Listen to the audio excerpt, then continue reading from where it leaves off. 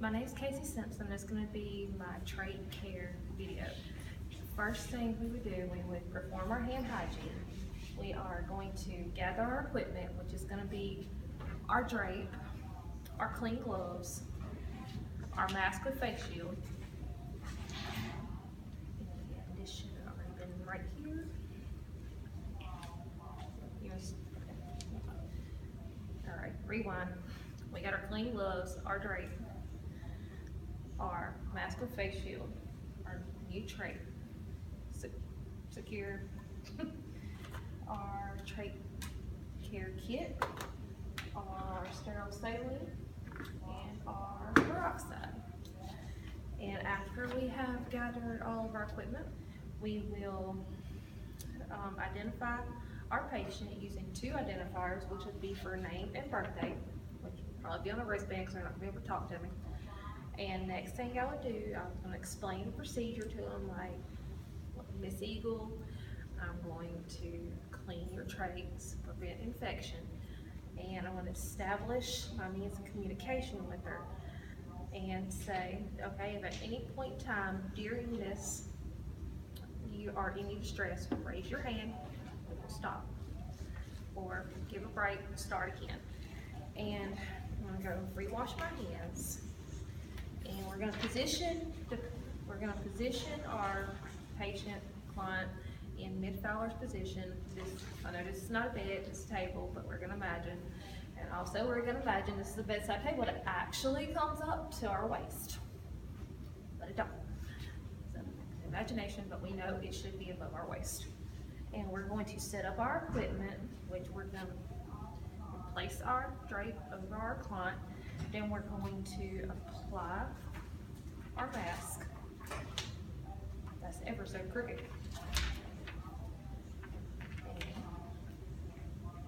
And body. And then we're going to loosen our caps.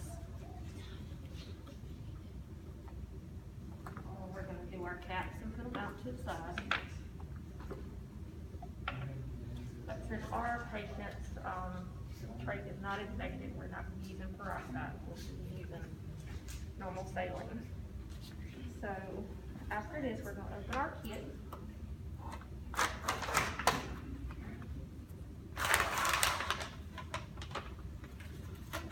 We're going to take our sterile gloves and set them to the side. We're going to open our sterile drape, only touching the outside, and placing the shiny side on the table. We're going to dump our supplies onto our kit, put this over to the side. Okay, next we're going to pick up our peroxide. No, not our peroxide, we're not using peroxide, we're going to use our sterile saline. We're going to pour into each section, not crossing the sterile field,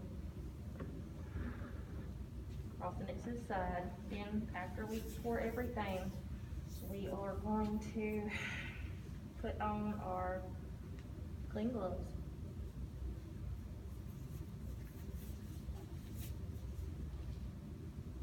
And then we are going to remove our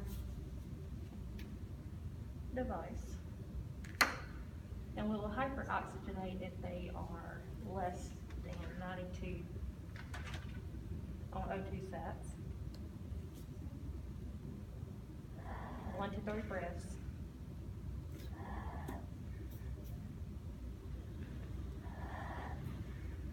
Okay. And then we are going to take off this sponge. Because it's the dirty one. Throw it away. And then next we will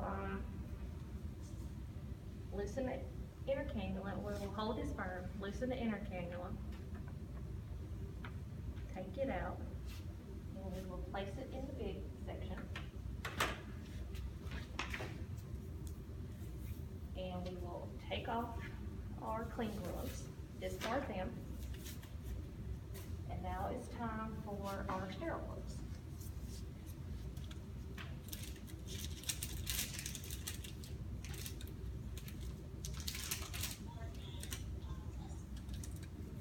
And try not to cover my sterile gloves.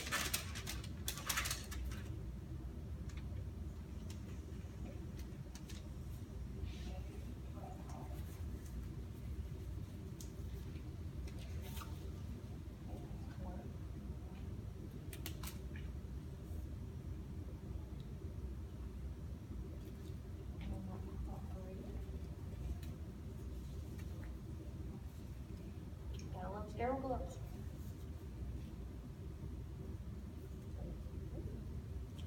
And at this point, I will switch gloves. After we have our sterile gloves on, we will take, and probably shouldn't have done that, and we will clean our inner cannula. Now we are going to arrange our stuff on our sterile field with our sterile gloves. Split sponge last, separate the sponges. Okay. Next, we're going to take our brush and we're going to clean our inner cannula from inside, outside, removing any crusties. And then we will rinse it in the next one. Then after we rinse, we take it, we tap any excess. Then we will take and hold and replace cannula and lock. Now after this, we will clean. We will clean using a 4x4. Dip in our solution. Then we will take and clean under one swipe. Then we will clean another one. After it's folded, discard. Same thing for the next side.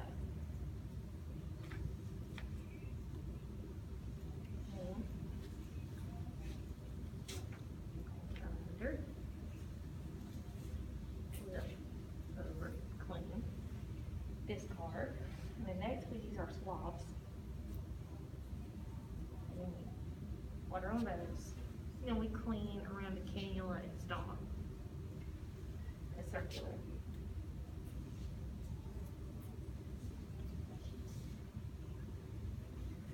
Okay, and so since that's clean, we can replace our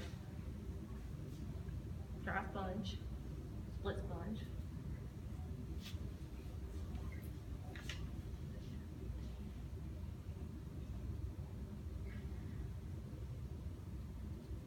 After we place our split sponge, we can take our new tray holder, our correct turns. We're going to replace this before we take the old one off.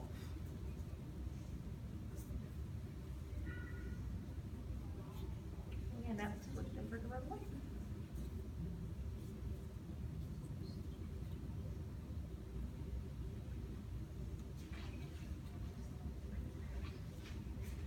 And I'm going to have to imagine, because that's a knot I cannot get loose right now. But we would attach the new one before we disattach the old one. And so next we will verify. But when we put it on, we make sure you can get one finger under it. And then since that's done, we will reassess the patient, make sure they're good, and we're going to clean up remove the face mask. That way I can see now. And throw it away. And then we will reassess our patient and replace our device.